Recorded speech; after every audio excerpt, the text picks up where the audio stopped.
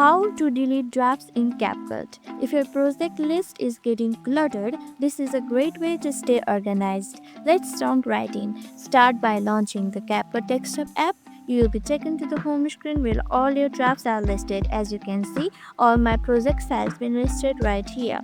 When you hover your mouse over a draft, you will see the three dots or small menu icon appear in the corner of the project thumbnail. As you can see, like this.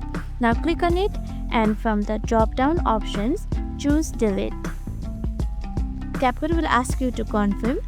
Click yes or OK and it will be permanently deleted from your project list just like this. Repeat the same process to delete the next project like this.